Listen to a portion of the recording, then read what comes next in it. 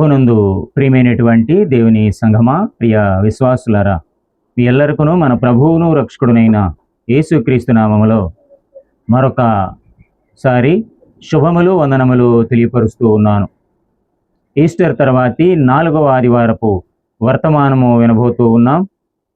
మరి ఏర్పాటు చేయబడిన లేఖన భాగములను చదువుగా విని ఉన్నాం. ధ్యాన వచనముగా కొరింథీయులకు రాసిన 2వ పత్రిక 5వ అధ్యాయము 19వ వచనాన్ని ధ్యాన వచనముగా చదువుకుందాం. అదేమనగా, దేవుడు వారి అపరాధములను వారి మీద మోపక క్రీస్తునందు లోకమును తనతో సమాధానపరుచుకొనుచు ఆ సమాధాన వాక్యమును మాకు అప్పగించెను. చిన్న ప్రార్థన చేసుకుందాం.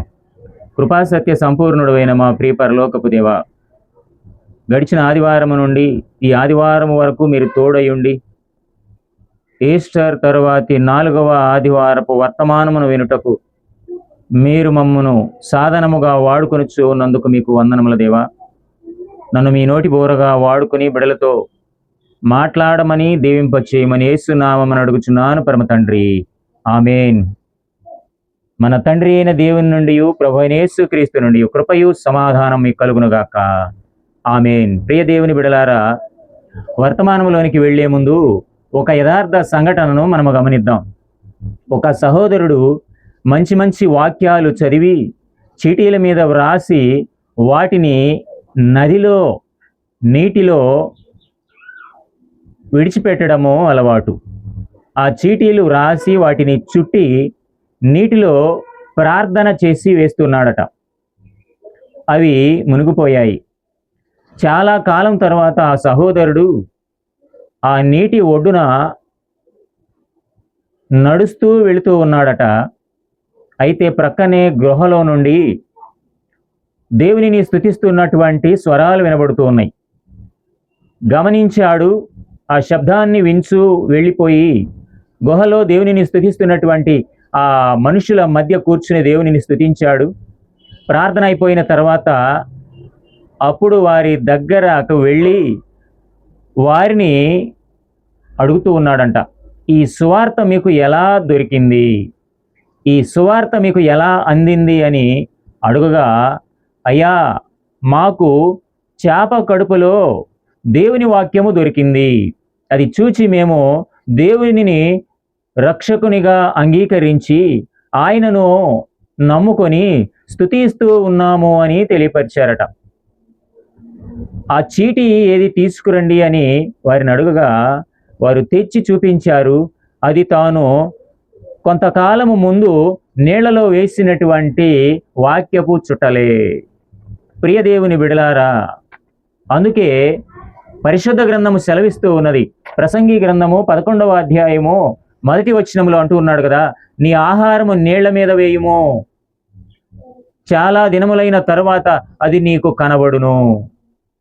నీళ్లు అనగా ప్రజలు, ఆహారం అనగా వాక్యము. వాక్యమును మనుష్యుల మీద చల్లాలి. అది ఎప్పటికైనా ఎవరికైనా పనిచేసి వారు రక్షింపబడతారు. యోహాను సువార్త 1వ అధ్యాయము 1-2 వచనాలు మనందరికీ తెలిసినవే. ఆదియందు వాక్యము ఉండెను, వాక్యము దేవుని యొద్ద ఉండెను, వాక్యము దేవుడై ఉండెను. యోహాను సువార్త 1వ అధ్యాయము 14వ వచనంలో ఆ వాక్యము శరీరధారి అయి కృపాసత్య సంపూర్ణుడుగా మన మధ్య నివసించెను. తండ్రి వలన కలిగిన అద్వితీయ కుమారుని మహిమ వలె మనము ఆయన మహిమను కనుగొంటిమి.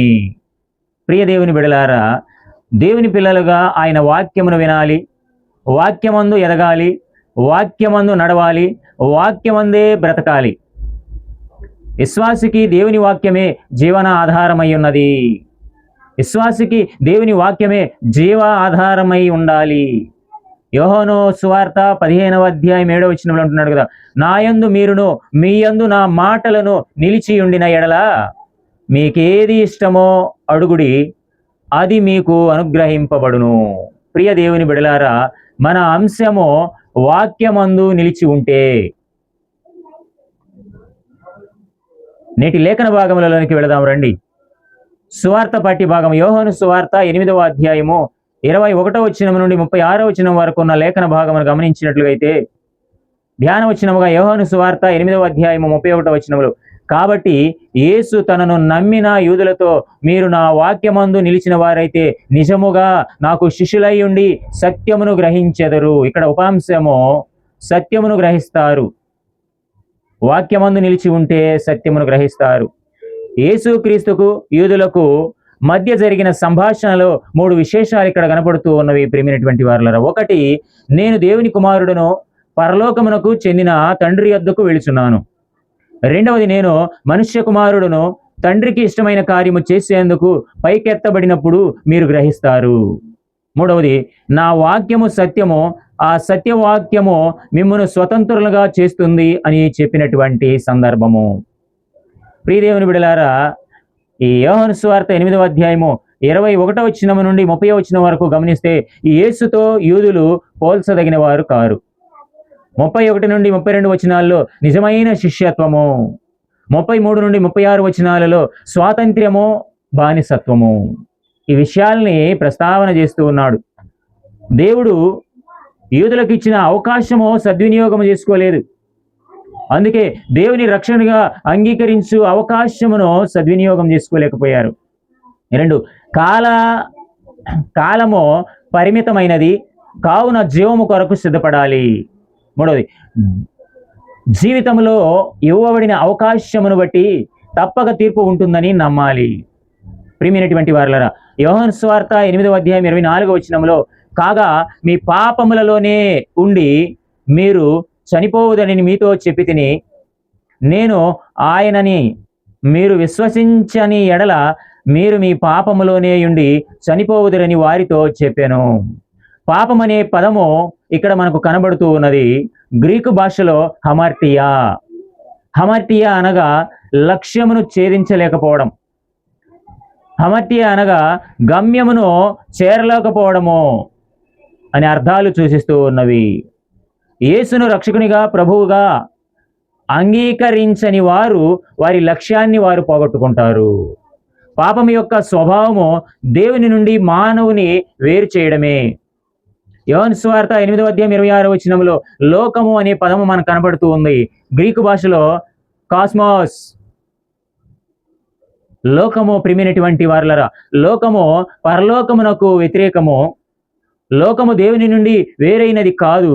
లోకమును దేవుడు ఎంతో ప్రేమించెను. లోకము అంధకార రాజ్యమేలుచు ఉన్నది.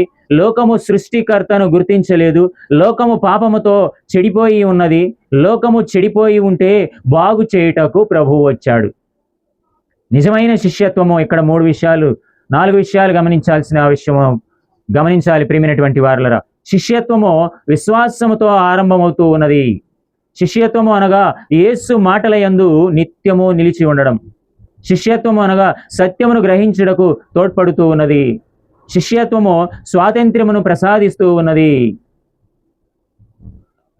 భయము నుండి స్వాతంత్ర్యము ప్రసాదించును. స్వార్థము నుండి స్వాతంత్ర్యమును ప్రసాదించును. ఇతరుల నుండి స్వాతంత్ర్యమును ప్రసాదించును. పాపము నుండి స్వాతంత్ర్యమును ప్రసాదించును. 34వ వచనములో, అందుకు పాపము చేయి ప్రతివాడును పాపమునకు దాసుడని మీతో నిశ్చయముగా చెప్పుచున్నాను. 36వ వచనంలో, కుమారుడు మిమ్మల్ని స్వతంత్రులుగా చేసిన ఎడల మీరు నిజముగా స్వతంత్రులై ఉందురు. పాపము బానిసత్వము. ఇక్కడ పాత నిబంధన పాఠ్య భాగములకు వెళదాం ప్రియమైనటువంటి వారలారా. యెషయా గ్రంథము 12వ అధ్యాయము 1-6 వచన భాగములు చదవగా విని ఉన్నాం. 4వ వచనమును ధ్యాన వచనముగా చదువుకుందాం. యెహోవాను స్తుతించుడి, ఆయన నామమును ప్రకటించుడి, జనములలో ఆయన క్రియలను ప్రచురము చేయుడి, ఆయన నామము ఘనమైనదని జ్ఞాపకమునకు తెచ్చుకునుడి. ఉపాంశము క్రియలను ప్రచురపరుస్తారు. ఇశ్రాయేలీలో కొందరు ప్రక్కకు వెళ్ళిపోయారు, కొందరు అవిధేయులయ్యారు, కొందరు ఆటంకాలు కల్పించుచూ ఉన్నారు.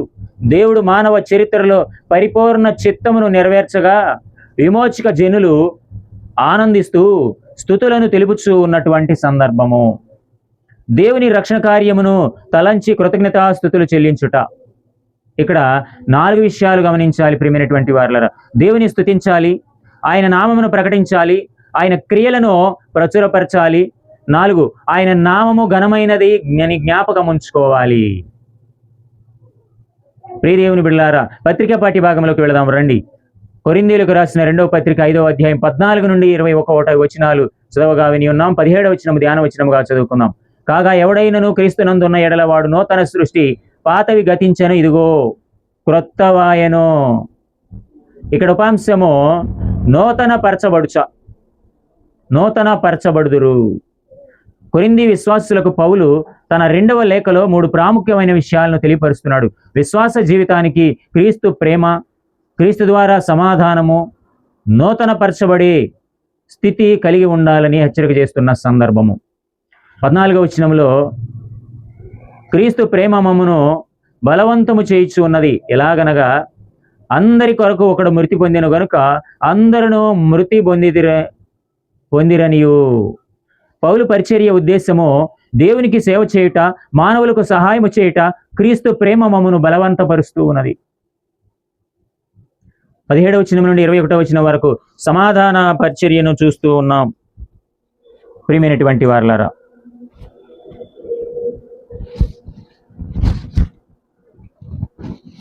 క్రీస్తునందు ఉన్న ఎడల నూతన సృష్టి. 19వ వచనంలో గమనించినట్లయితే, అదేమనగా దేవుడు వారి అపరాధములను వారి మీద మోపక క్రీస్తునందు లోకమును తనతో సమాధాన పరుచుకొనుచు ఆ సమాధాన వాక్యమును మాకు అప్పగించెను. స్వార్థ సమాధాన వాక్యమై ఉన్నది. దేవునితో మనకున్న వైరము కొట్టివేయబడినది. మనకున్నటువంటి దేవునికి ఉన్న ఆగ్రహమును అంతరింప చేయబడి ఉన్నది. క్రీస్తు దేవునికి మానవులకు మధ్య సమాధాన బంధమును నెలకొల్పాడు. అదే నూతన సృష్టి. ప్రియమైనటువంటి వారలారా, నేటి అంశము వాక్యమందు నిలిచి ఉంటే సత్యమును గ్రహిస్తారు, క్రియలను కనపరుస్తారు, నూతన పరచబడతారు. అలాంటి కృపా సహాయము సిలువలో వేలాడుతున్నటువంటి ప్రభువైన యేసుక్రీస్తు మనందరికీ అందించి బలపరచునుగాక. ఆమేన్. సమస్త జ్ఞానముకు మించిన దేవుని సమాధానము మన ప్రభువైన యేసుక్రీస్తు ద్వారా మీ హృదయములకు తలంపులకు కావలి ఉండునుగాక. ఆమేన్. ప్రియమైనటువంటి దేవుని బిడ్డలారా, మీ అందరికీ మరొక పర్యాయము శుభములు, వందనములు తెలియజేయుచున్నాను. ఈ వీడియో మీ అందరికీ ఉపయోగకరముగా ఉంటుందని ఆశపడుతున్నాను. దేవుడు మనల్ని పరిచర్యలో బలపరిచి విశ్వాసములో స్థిరపరిచి నడిపించునుగాక. ఆమేన్.